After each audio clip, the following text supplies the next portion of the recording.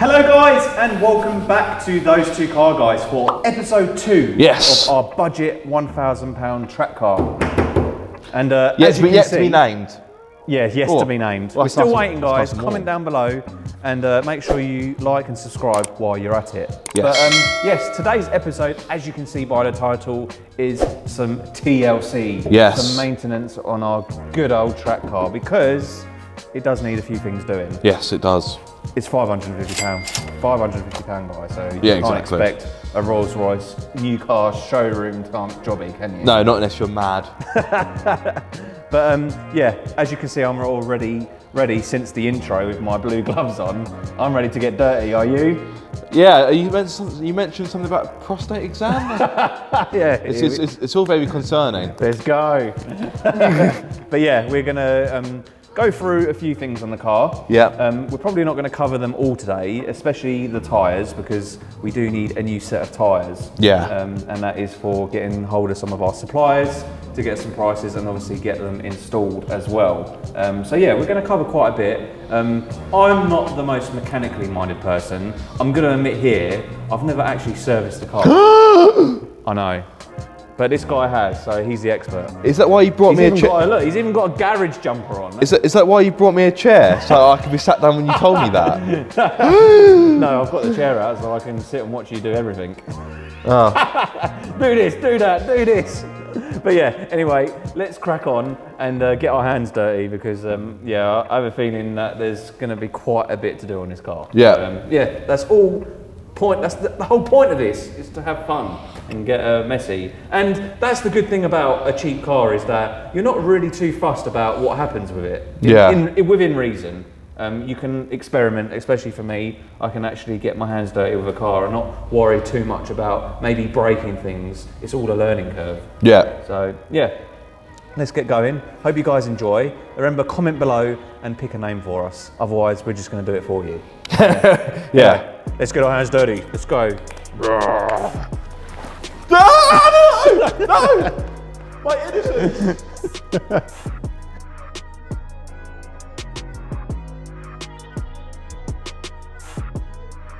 So with ease, we've managed to get the car up in the air. Yes, we're almost done now, aren't we? Yeah, That's how it works. Cover tea time now. Video over. Subscribe. See you later, guys. We're off. So whilst we've been getting it up on axle stands, we've noticed that the oil leak has decided to grace us with its presence quite hard. Yeah. So I'm looking forward to getting the undertray off and showing you guys the oily mess that is within it, because I guarantee is going to be quite a lot. Yeah. So yeah, next phase now is to get the oil out of the car. Since we've had it on for a while, hopefully the oil should get out easy. Yes. Probably there's nothing left in there anyway. So it's done us a favour. See, this car is brilliant. It does everything for us. We don't even need to do any mechanical work. Time saving. Yeah, exactly. So yeah, let's crack on. We've got a lot to do and not a lot of time. No. So, let's go. Oh!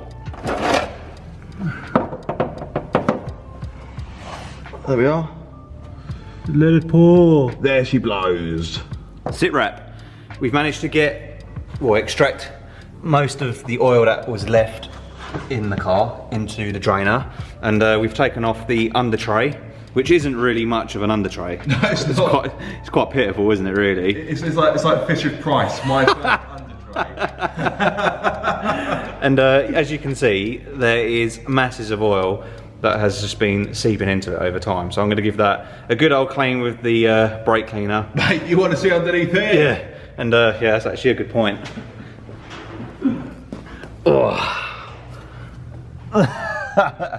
You're probably not going to be able to see it much on camera because it's all black, but it's all black because it's got shed loads of oil everywhere.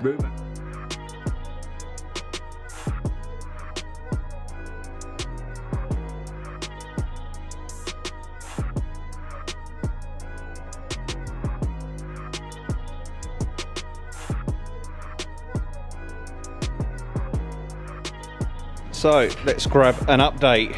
I've been busy on the undertray and I've done a pretty good job. This thing was, yeah, it's probably had about 17 years of oil on it, because it was like it had more oil on this than it did in the car. But yeah, it's pretty much as good as it's going to get with brake cleaner. Unfortunately, I don't have a hose to connect to my jet wash, otherwise I would have jet washed this down and probably got it looking even better. But it will do, it will do. And Aaron's doing the hard work. New shiny discs. Yes, looks good, mate. Obviously new pads to go with them. Yeah. So the old pads weren't that bad, but yeah, for the sake of doing a track day, so they're not like major bad. They are pretty low, aren't they? Yeah. So yeah, so definitely worth doing them. And I briefly test drove the car a few moments ago, and yeah, the brakes weren't particularly good. So get some new metal on there, hopefully some better braking power. But yeah, yeah, we're getting there. Once we've got this one done, it's just copy and paste throughout the car. So Can you do that? yeah, well, we'll give it a go. But yeah, thought I'd give you an update. We're still working, we haven't given up. And yeah, great success!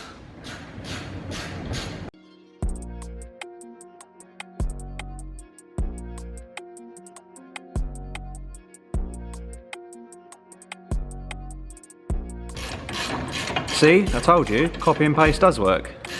We're just finishing up on the other side of the front, and it's looking brilliant.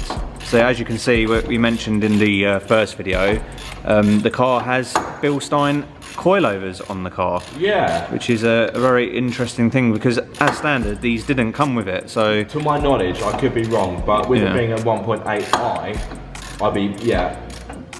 I don't think this is that's standard, although I think that is a genuine part number, so whether they've been taken from another Mazda, who knows.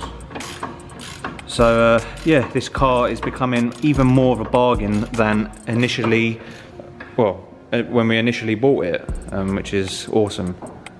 As I said earlier, I was looking at the classifieds when we was looking at this car, and there was no MX-5 within the budget that we had, and the ones that were cheap, i.e. £1,000, had more rust on it than the car actually had metal. And it would have been 1.6s as well. Yeah, most likely. So yeah, the oil filter has also been put back in, along with the new oil sump plug as well. So all that's left to do now is spark plugs, ignition leads, and the rear brakes, and we are good as gold. Good as gold.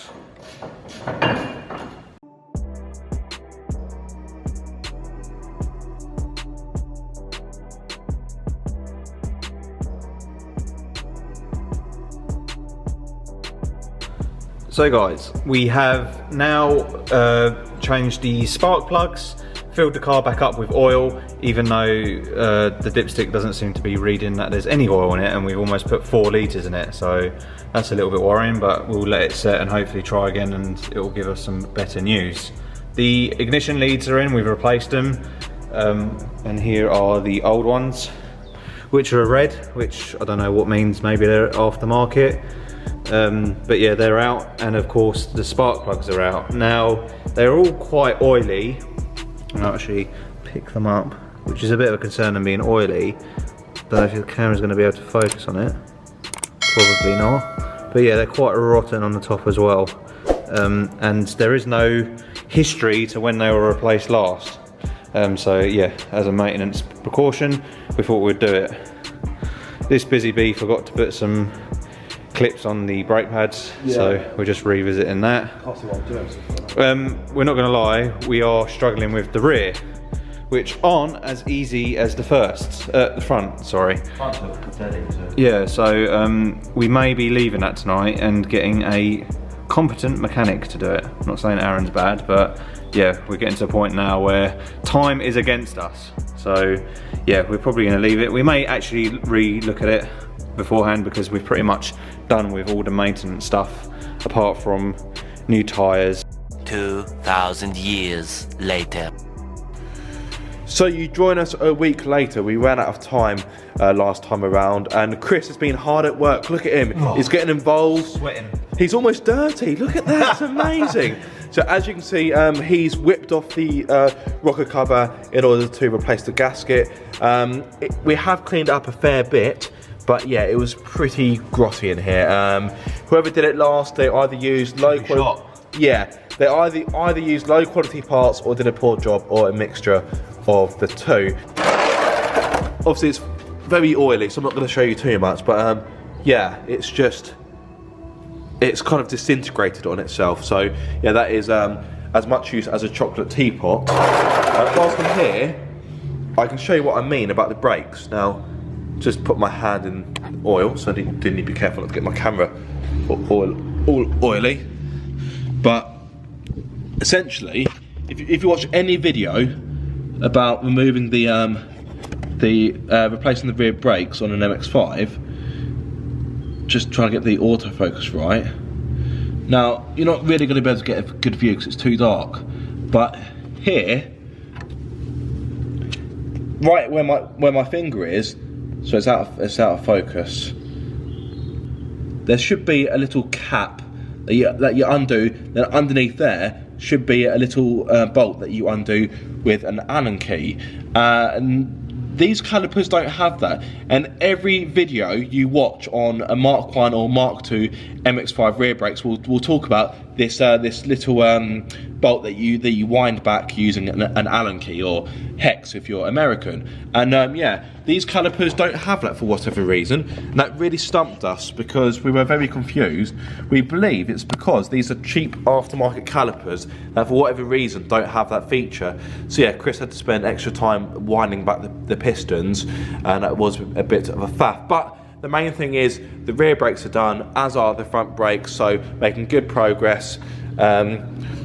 Yeah, just getting everything cleaned up so the new rocker cover gasket will seat nicely and form a nice seal, because if you don't do that, then yeah, it's going to leak again, and that's not going to be any good for anyone. Well, maybe for people who make rocker cover gaskets.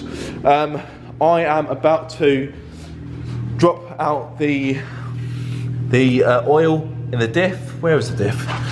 Can't see. There we go. I'm about to drop the oil out of that to replace that. It would have been better for the car to have been running, so the oil would be warm. So I'm having to drain out the cold oil, which isn't the greatest, but obviously with the rocker cover off, you can't really start the engine. And then I'll be doing the gearbox a little bit later. Now, if you're looking to complete a diff oil change on your very own MX-5, ensure you're able to remove the fill bung before draining the diff. Otherwise, you'll have an empty diff that you can't refill, and you don't need me to tell you that's bad. The diff will take around 1 litre of fluid, and you'll notice full when it starts coming out of the fill hole.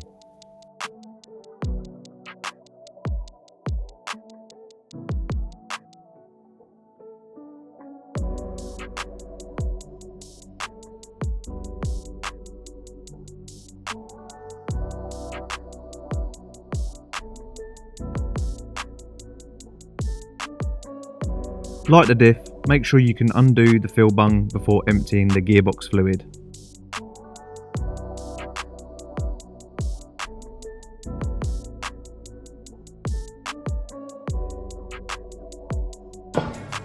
So now pumping the new oil into the gearbox, which is extremely tedious, and we have to do this twice.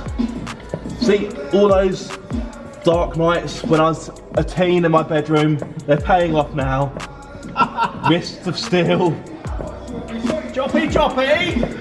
Oh my god, this is the most tedious thing ever. It's so boring and mundane, I hate it. Every pump is just a kick to the teeth. Oh my god. After putting half of the fluid in, I tagged out so Chris could do the other half to stop me getting carpal tunnel. Cheers Chris, you're a true gent. Unfortunately, the rocker cover gasket we bought turned out to be incorrect, despite it being advertised as the right one, so we had to wait until the next day to order another one. Whilst we waited for it to arrive, we carried out a brake fluid change and also replaced the clutch fluid, as well as that has its own separate reservoir.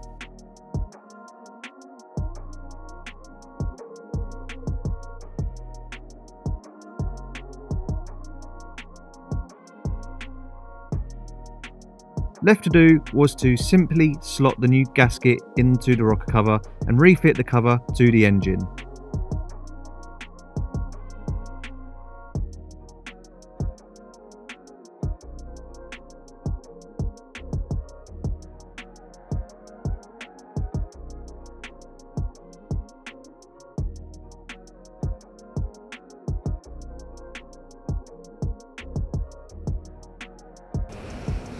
Job is a good one. So we've done quite a lot.